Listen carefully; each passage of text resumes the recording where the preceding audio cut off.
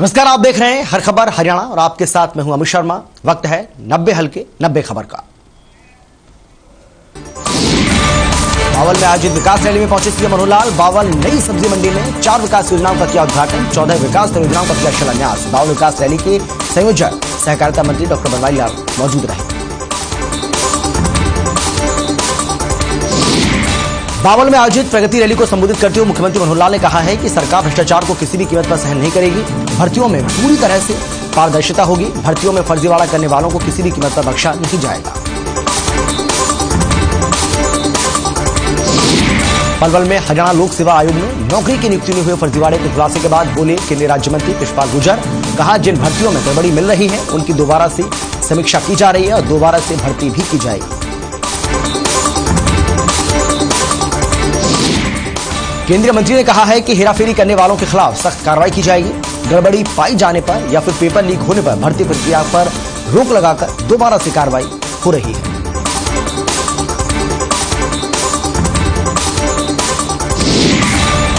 हरियाणा विधानसभा के अध्यक्ष ज्ञानचंद गुप्ता ने सभी देशवासियों को राष्ट्रीय संविधान दिवस की हार्दिक बधाई और शुभकामनाएं दी। ज्ञानचंद गुप्ता ने कहा है कि राष्ट्रीय संविधान दिवस के मौके पर आइए हम सभी राष्ट्रीय नैतिक मूल्यों के साथ साथ अपनी संस्कृति को संजोए रखने का संकल्प लें। हरियाणा के राज्यपाल बंडारू दत्तात्रेय गुरुग्राम पहुंचे। विश्वविद्यालय की कुलपति डॉक्टर मार्कंडेय आहूजा और डॉक्टर अंजू आहूजा की पुस्तक का विमोचन किया। इस मौके पर हरेरा के चेयरमैन डॉक्टर के खंडेलवाल मौजूद रहे।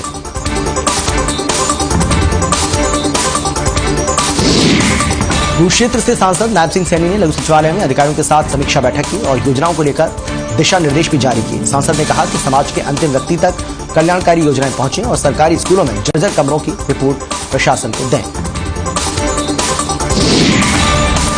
कैथल में आम आदमी पार्टी के कार्यकर्ताओं ने संविधान दिवस पर मोटरसाइकिल रैली निकाली। ये रैली शहर के मुख्य मार्गों से होती हुई कैथल के पिहोवा चौक पर पहुंची और कैथल में ही रैली का समापन हुआ।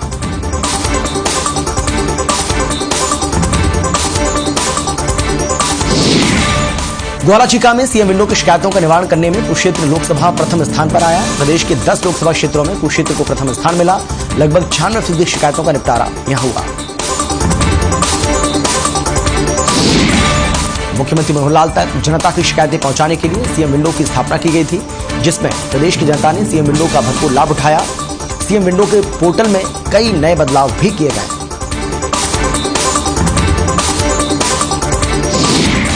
हरियाणा लोक सेवा आयोग के बाहर नवीन जैन और उनके समर्थकों ने हरियाणा सरकार और आयोग को घेरते हुए जमकर प्रोटेस्ट किया। चिल्लर फेंककर, गोबर के उपटे जलाकर, पैसों से भरा सूटकेस भेंट कर प्रोटेस्ट किया। फिरोजपुर झिरका में मुख्यमंत्री मनोहर लाल ने अंत्योदय सरल केंद्र के नाम से योजना शुरू की है। इलाके के लोग एक ही भवन के नीचे फिरोजपुर झिरका प्रशासनिक परिसर लघु सचिवालय में सभी विभागों के एक साथ कार्यालय होने का भरपूर फायदा उठा रहे हैं। इसी क्रम में जानकारी देते हुए अंत्योदय सरल केंद्र के सुपरवाइजर जुबेर अहमद का कहना है कि प्रदेश सरकार की ओर से लगभग 42 विभागों की 500 से अधिक योजनाओं को सरल केंद्र के माध्यम से लोगों को दिया जा रहा है।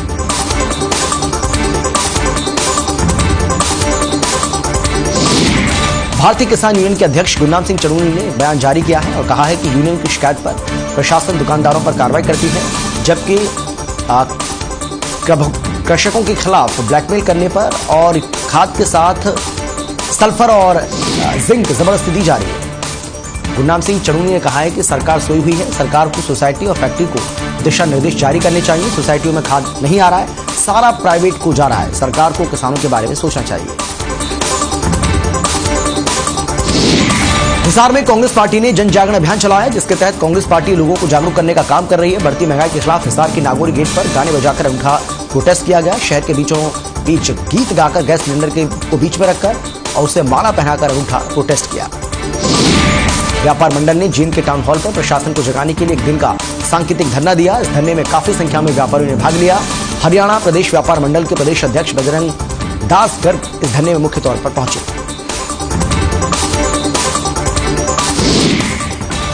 बजरंग गर्ग ने कहा है कि प्रदेश का हर व्यापारी और नागरिक अपने परिवार की जान माल की सुरक्षा के लिए पूरी तरह से भयभीत है, जिसके कारण व्यापारियों को व्यापार करने में बड़ी भारी दिक्कतों का सामना करना पड़ रहा है। जबकि व्यापारी कानून व्यवस्था में सुधार के लिए हमेशा ही सरकार और पुलिस प्रशासन का सहयोग करते आ रहे हैं। सोनीपत कुंडली बॉर्डर पर किसान आंदोलन का 1 साल पूरा होने पर किसानों की संख्या बढ़ गई है। पंजाबी सिंगर बब्बू मान ने मुख्य मंच पर पहुंचकर तीनों कृषि कानूनों की वापसी का जश्न मनाया। 29 नवंबर को संसद ट्रैक्टर मार्च भी होगा। पंजाबी सिंगर बब्बू मान ने मुख्यमंत्री से बोलते हुए कहा है कि पीएम मोदी के कृषि कानूनों की वापसी के ऐलान के बाद हमारी जीत सुनिश्चित हुई। हमने शांतिपूर्ण तरीके से इस आंदोलन को जीता है और इस आंदोलन में हरियाणा और पंजाब का भाईचारा बढ़ा। सरकार हमारी कुछ मांगे और मान ले तो आंदोलन खत्म हो जाएगा। किसान आंदोलन का 1 साल पूरा हो गया। किसान सिंगू बॉर्डर पर बड़ी संख्या में पहुंचे। किसानों ने दिल्ली की सीमा पर पहुंचकर किसान आंदोलन की वर्षगांठ मनाई।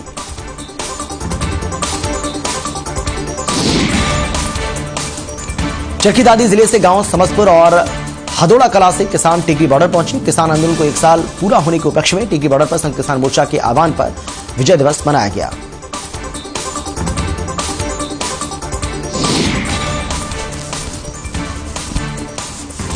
विजय दिवस पर फोगाट खाप के प्रधान बलवंत ने मीडिया से बातचीत करते हुए बताया है कि 3 कृषि कानूनों को संसद में वापस लिया जाए, किसान आंदोलन में मारे गए किसानों के परिवारों को आर्थिक मदद दी जाए, साथ ही एमएसपी पर गारंटी दी जाए।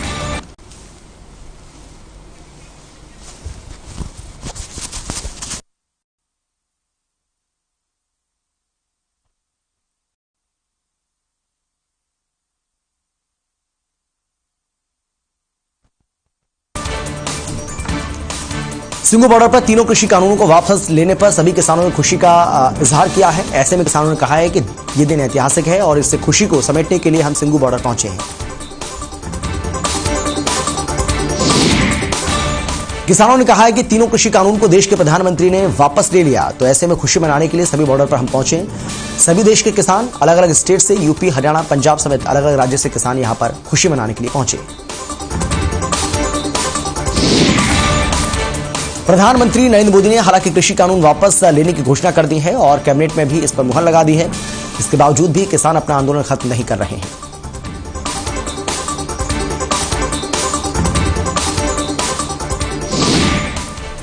किसानों ने कहा है कि एमएसपी और किसानों पर हुए मुकदमे को सरकार वापस ले। आंदोलन में शहीद हुए किसानों के परिजनों के उचित मुआवजा की मांग कर रहे हैं और जब तक ये मांगे पूरी नहीं होती है तब तक आंदोलन चलता रहेगा।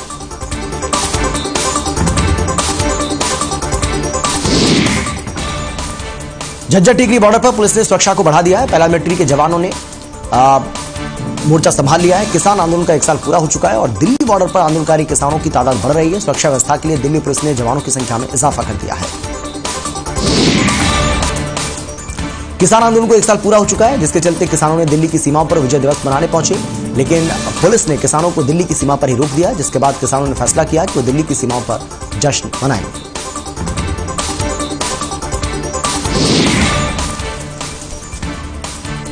बहादुरगढ़ में भारतीय किसान यूनियन की महापंचायत हुई। किसान नेता जोगेंद्र उग्राह पंचायत में पहुंचे। जोगेंद्र उग्राह ने कहा है कि किसानों की मांग पर जवाब अभी आया नहीं है और संयुक्त किसान मोर्चा के पत्र का जवाब आएगा तो घर वापसी पर विचार करेंगे। किसानों ने कहा है कि एमएसपी समेत दूसरी मांगों पर भी फैसला होना भी बाकी है। किसानों की जीत का जश्न मनाने के लिए महापंचायत का आयोजन किया गया। जब तक मांग पूरी नहीं होगी तब तक घर वापसी नहीं होगी।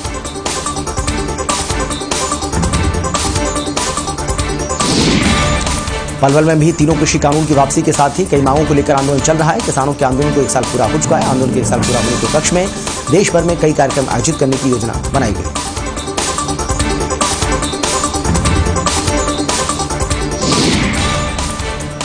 पलवल के NH-19 पर अटोहा चौक पर चल रहे धरने में बड़ी संख्या में किसान इकट्ठा हुए और किसान आंदोलन के 1 साल पूरा होने पर जश्न भी मनाया।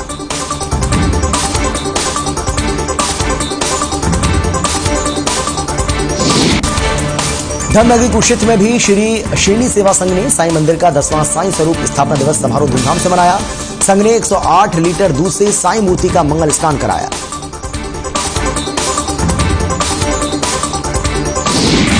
आपको बता दें कि इस कार्यक्रम में मुख्य अतिथि विधायक सुभाष सुधा की पत्नी और नगर परिषद की निवर्तमान अध्यक्षा उमा सुधा भी पहुंची। मॉडर्न टाउन के साईं भक्त निवास से भव्य पालकी रथ यात्रा निकाली गई।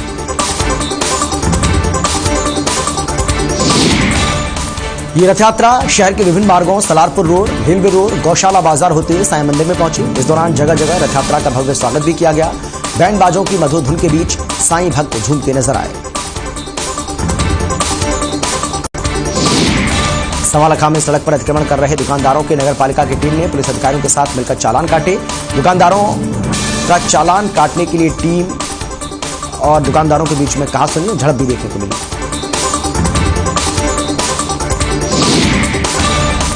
शहरी ट्रैफिक इंचार्ज राजेश कुमार ने बताया है कि उन्होंने पहले भी दुकानदारों को चेतावनी दी थी और कोई भी दुकानदार सड़क पर अतिक्रमण करता पाया गया तो उसके खिलाफ कार्रवाई की जाएगी। बावजूद इसके ये दुकानदार नहीं मान रहे।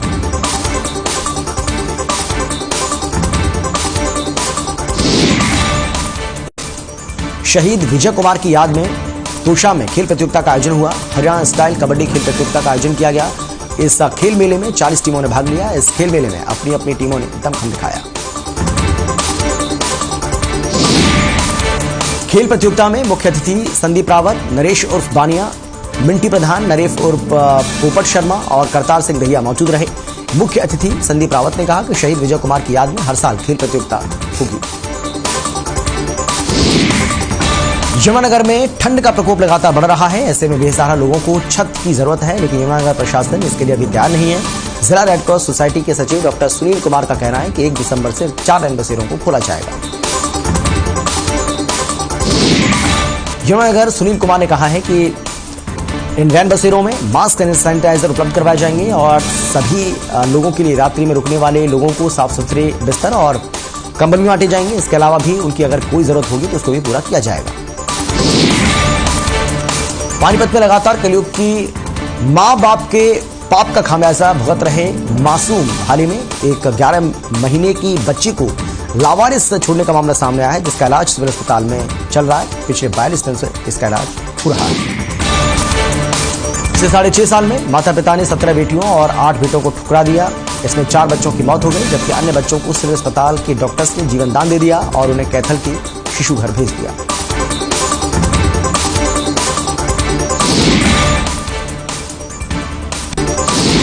रतिया में पुलिस अधीक्षक सुरेंद्र सिंह भूरिया ने रतिया थाने का निरीक्षण किया। इस दौरान उन्होंने चौकी इंचार्ज और पुलिस कर्मचारियों की बैठक ली। उन्होंने विभिन्न पुलिस अधिकारियों और चौकी इंचार्जों को निर्देश भी जारी किए।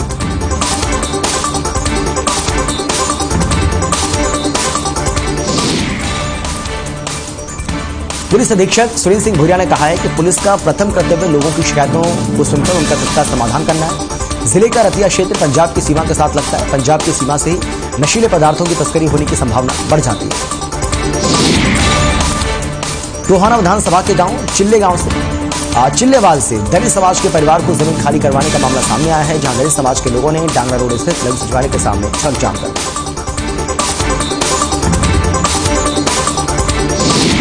लघु सचिवालय के मुख्य द्वार को भी बंद कर दिया। पुलिस प्रशासन ने सख्त रवैया अपनाते हुए बल प्रयोग कर जाम खुलवा दिया। प्रदर्शनकारियों की ओर से मोटरसाइकिल और गाड़ी को रास्ते में खड़े कर दिया।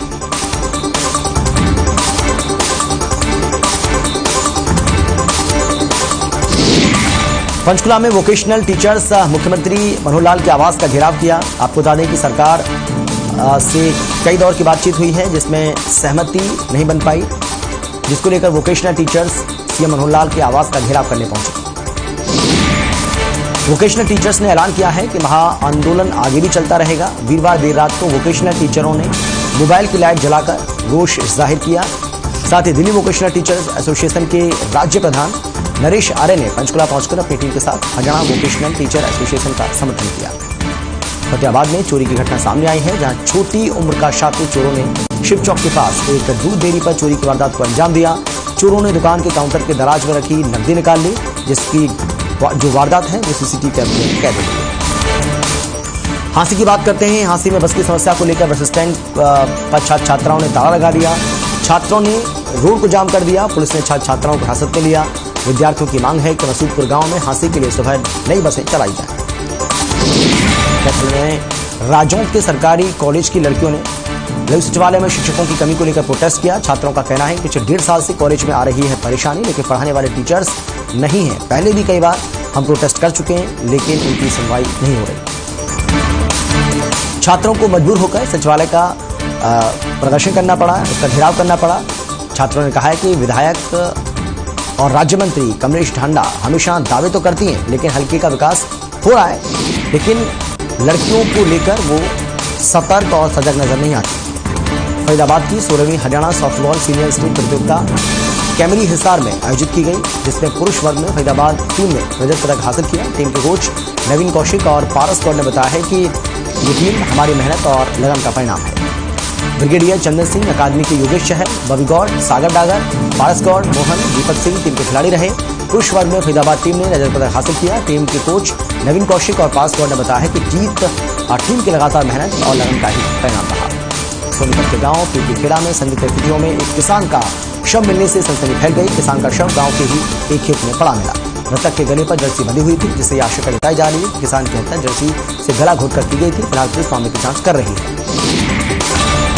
फरीदाबाद में लगभग 2 साल के बाद आयोजित होने वाले विश्व प्रसिद्ध 35वें अंतर्राष्ट्रीय सूरजकुंड क्राफ्ट मेले की तैयारियां शुरू हो चुकी हैं, जिसे 15 जनवरी तक पूरा कर लिया जाएगा। इस बार मेले में ब्रिटेन जहां पार्टनर कंट्री होगा।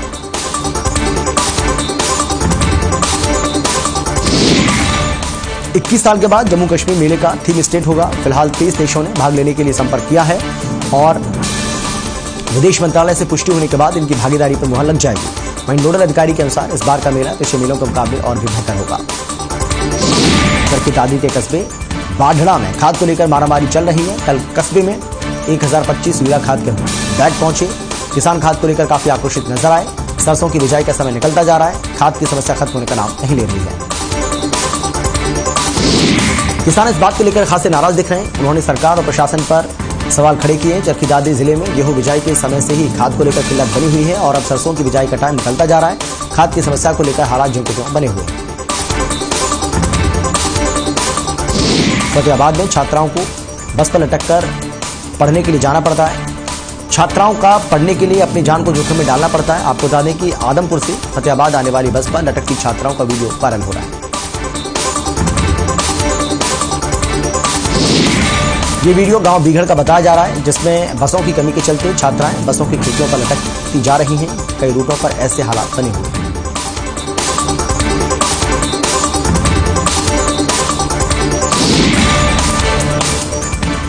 हरियाणा के औद्योगिक जिले फरीदाबाद में प्रदूषण का स्तर कम होने का नाम नहीं ले रहा है और अब पुलिस भी अपने स्तर पर कार्रवाई में जुट गई है। पुराने डीजल और पेट्रोल वाहन प्रदूषण इसका बड़ा कारण माने जा रहे हैं। इन पर नकेल कसने के लिए पुलिस ने कड़े कदम उठाने भी शुरू कर दिए।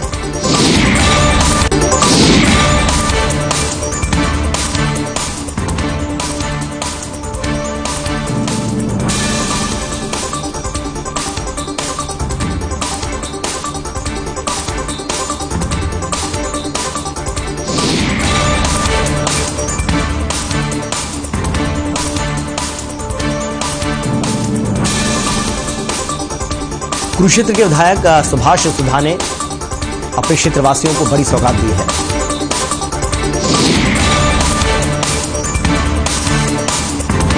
आपको बता दें कि उकलाना में जनता पर महंगाई की मार पड़ रही है। सब्जियों के दाम लगातार आसमान छू रहे हैं। टमाटर की अगर हम बात करें तो टमाटर के दाम 80 से 100 रुपए किलो तक जा पहुंचे हैं।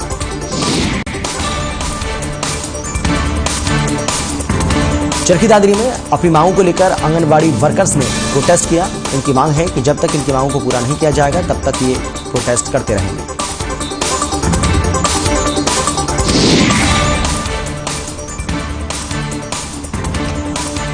चरखी दादरी में प्रदर्शन कर रही आंगनबाड़ी कार्यकर्ताओं की ओर से कहा गया है कि हमारी मांगों को पूरा किया जाए। सरकार और प्रशासन के खिलाफ जमकर इस दौरान इन्होंने नारेबाजी की। आपको बता दें कि आंगनबाड़ी वर्कर का कहना है कि ऑनलाइन काम करने से हमें दिक्कत है, क्योंकि ऑनलाइन काम अगर होगा तो हमारे लिए मुश्किलें पैदा होंगी।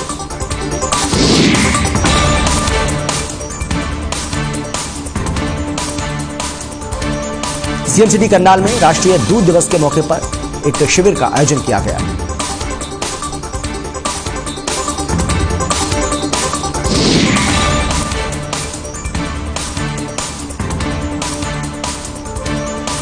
आपको बता दें कि इस दौरान एनडीआरआई दूध का फ्री में टेस्ट भी हुआ।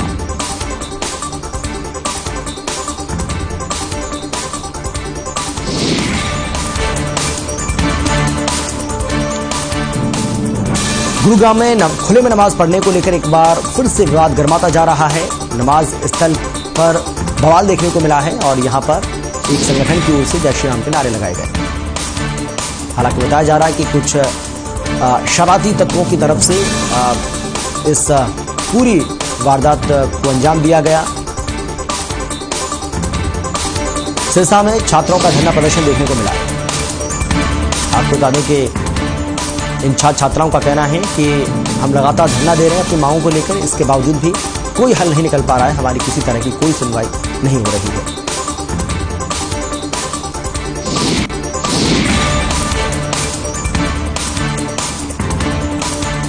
सिरसा में प्रॉपर्टी डीलर एसोसिएशन ने धरना दिया।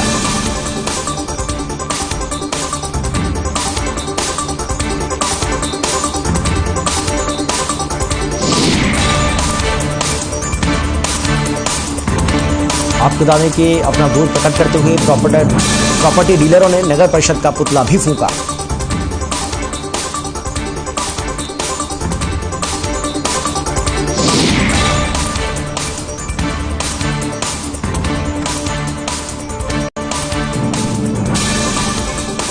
बुढ़ाखेड़ा लाठर गांव में शराब के ठेके के पास एक दुकान में कहासुनी हो गई। 4 युवक दुकान पर शराब पी रहे थे, जिसके चलते कहासुनी हुई। कहासुनी में एक युवक ने साथ में बैठे बाकी युवकों पर गोली चला दी।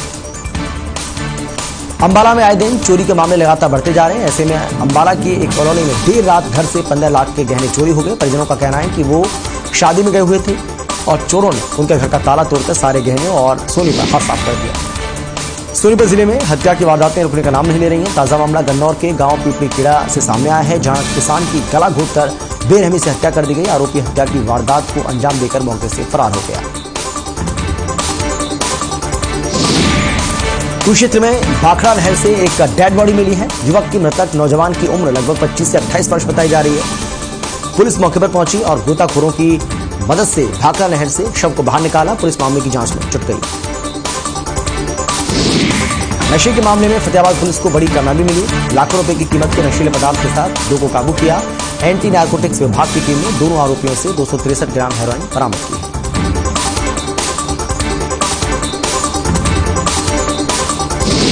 एंटी नारकोटिक्स की टीम ने बड़ोपल गांव के पास से 2 युवकों को गिरफ्तार किया है। आरोपी युवकों के खिलाफ एनडीपीएस एक्ट के तहत मामला दर्ज किया गया है।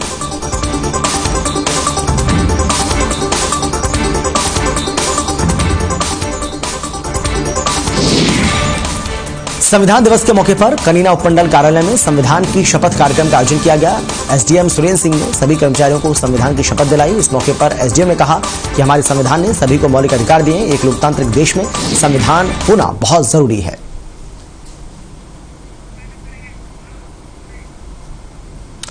और फिलहाल 90 हल्के 90 खबर में इतना ही।